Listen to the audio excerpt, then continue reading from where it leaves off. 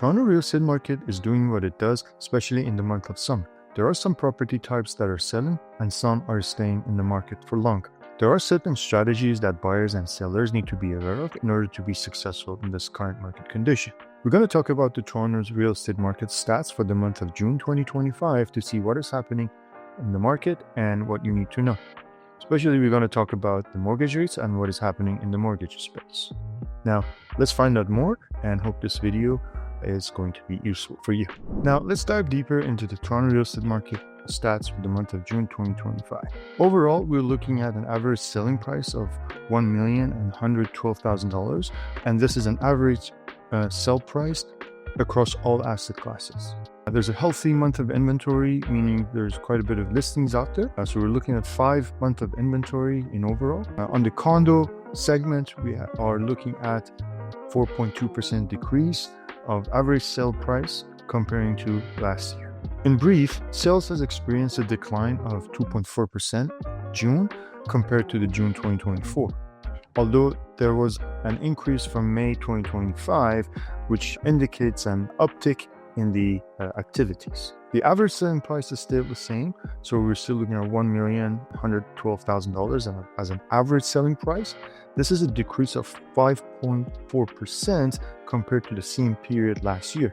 So this helps with affordability in overall, and given the mortgage rates that have dropped since last year this time, this will create a better affordability for some buyers. Condo sales in June showed stability year over year despite a price drop of 4%. There was an increase of 19% in active condo listings compared to June 2024. Now, inventory levels in the condo world remain about 7 months, so this is a deep buyer's market. However, we're going to talk about details, especially on the condo segment, and we'll find out what is selling and what is not. Now, as of recording this video, you can see what are the available mortgage rates out there given their type. So with 5-year variable rate for a $500,000 mortgage amount and 25-year amortization, you are looking at an average of 4%, which will bring your monthly payment for each $500,000 mortgage to $2,698. Now, with the 3-year fix, which has become pretty popular these days, for $500,000 mortgage and 25-year amortization, you're looking at, again, 3.9 to 4%. Although this is the lowest, since last year, however, you're still looking at $2,600 as a monthly payment. So for each $500,000, average monthly payment is $2,600. Now, this all depends on, what down payment you have and what's the amortization. However, as a general rule of thumb, if you go out there for mortgage shopping, this is what most likely you are going to see from major lenders. Now, let's see what does that mean. If we take an average home price, say 1.1 million, and use 3.99% with 20% down payment, which is $220,000, with the 25-year amortization, your monthly payment will equal to $4,631.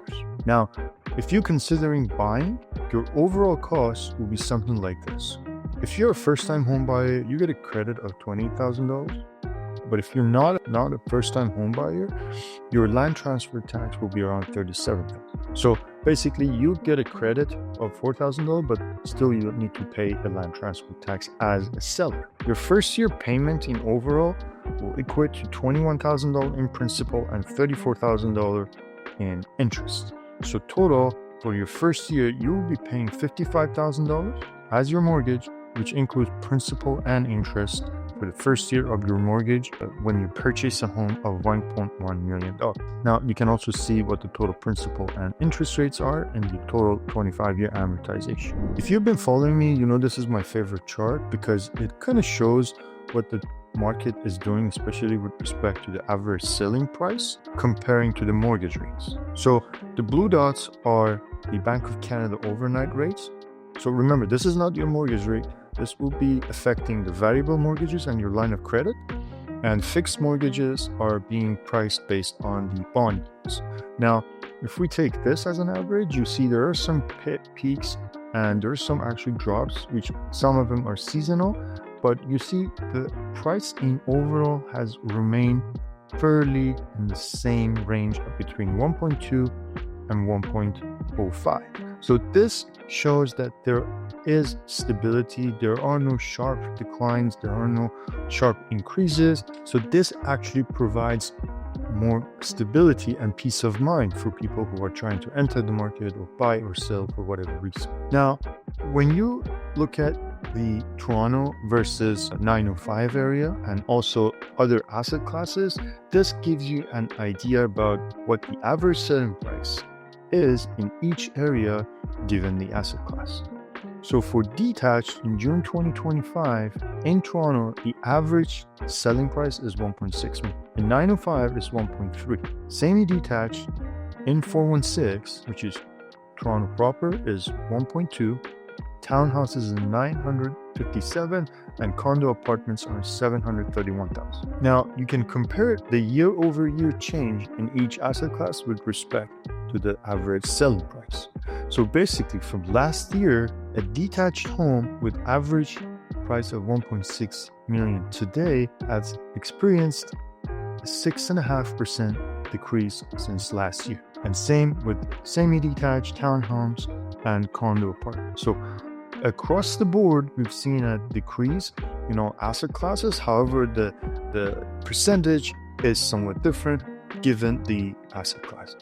As you can see, the semi-detached have seen the least amount of decrease because they are one of the most popular products out there, especially for the people who are trying to move up from condo apartments to semi-detached home.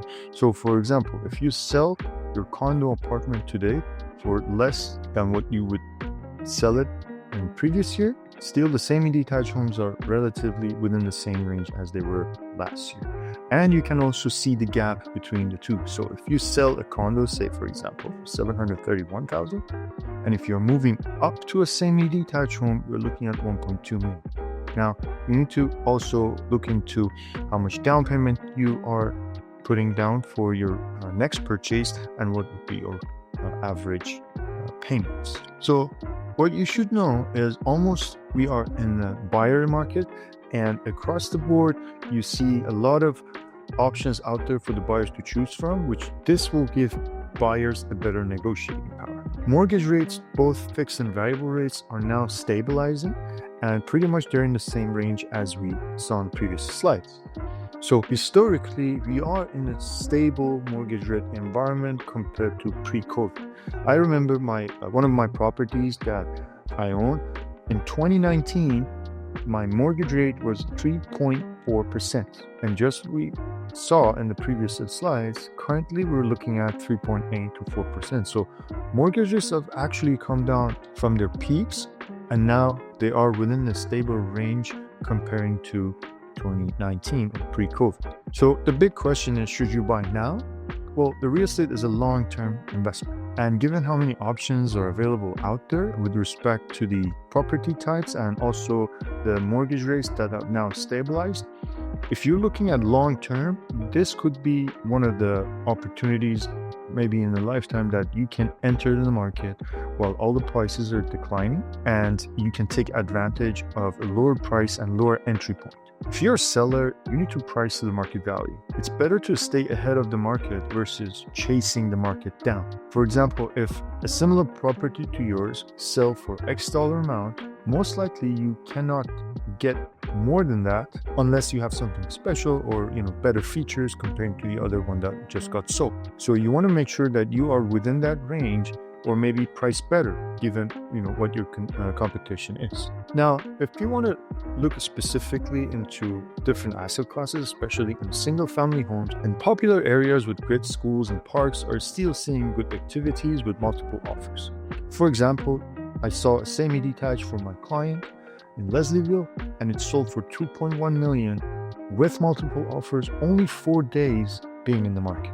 So this shows a strong demand for semi-detached homes in Leslieville. So now, if you're a seller or you think about selling of your semi-detached, you are pretty good if you have made some changes or improvement or renovated your home, your semi-detached home in Leslieville. You're gonna get a lot of good activities and you're gonna sell at a really good price. Selling prices are within the expected market values among all other asset classes. However, there's still more options for buyers, which means they have better negotiating power. And if you're considering buying in the next 3 months, it's better to have your pre-approval ready. This might be your chance to beat the market. If we move on to the condo segment, as it's out there on the news and with all the doom and gloom, everyone thinks condos are the worst asset classes. I mean, some of condo types and floor plans and smaller 1-bedroom or junior suites, yes, they may not be the best and nobody wants them. But if you're looking at a decent sized condos, 2 bedrooms, 2 bathrooms with actual doors and large terraces with barbecue or gas hookup in the terrace, those type of condos are selling pretty fast. A lot of them are above $1.2, $1.5 million. And people who are buying those, usually they're downsizing, so they don't need actually any mortgages. So they're coming and buying those units in cash, and that's why those are the hottest condo types in the market. There are going to be 24,000 new units that are expected to get completed in 2025. So remember, these were the units that were sold in 2020, and now they're getting ready for occupancy. So a lot of those units are junior suites or 1-bedroom. These are the units that were when people were lining up outside of the sales offices. I was talking to one of the pre-construction agents, and he told me about his experience in 2020 when people were actually sliding the deposit checks under the door of the sale office. So next day when he would come to the office, he would pick up all those checks about deposit. This is like insane. We don't see those anymore. If you walk into any of the sales office, it's pretty much empty. No one's there because they're not selling. Now, with the lowest new condo sales ever recorded, we are not going to see any deliveries down the line in 2028 or 2029. So no new sales now, no deliveries in future. However, we are yet to see how this will affect the market. But rest assured, there will not be 25,000 new units when we are in 2029 or 2030. In summary, the demand for low-rise single-family homes is still strong. However, seller needs to get educated about the pricing, as the key factor. Buyers have more options to choose from, so pricing strategy matters now more than ever. Condo market will most likely remain flat, especially with all those new units that are coming into the market. So there's going to be huge inventory. However, given the type of the condo, number of bedrooms, and also the boutique buildings are going to see a slight increase in activity. On the mortgage space, variable rates and fixed rates are both now within the 3.8 to 4.1%, which provides a lot of options for anyone that are out there shopping mortgages. If you want a little bit of flexibility, probably variable is a good option. But if you want stability and peace of mind in your monthly payments, perhaps fixed rate would be your best bet. But remember, always talk to your mortgage broker to find out what actually works for you. And last but not least, if you're planning to make a move in the next 6 to 12 months, it's better to have your financing pre-approval in hand, or if you're selling, talk to your real estate broker and see what needs to be done in order to get your property ready for the market. Remember, there are 3 P's: price, presentation, and property type. These 3, as simple as they sound, will dictate how your property is going to sell. So make sure you educate yourself, talk to the professionals, and that way you can make an educated decision in your next real estate journey. I hope you find this video useful and learn something new today. You can follow me and find out about the Toronto real estate market trends. We also invite mortgage brokers and other professionals to talk about what's going on in the market and provide the latest updates so you can make an educated decision on your next real estate journey. You can book a call with me using the link down in the description, and we'll be happy to have a chat. Thank you.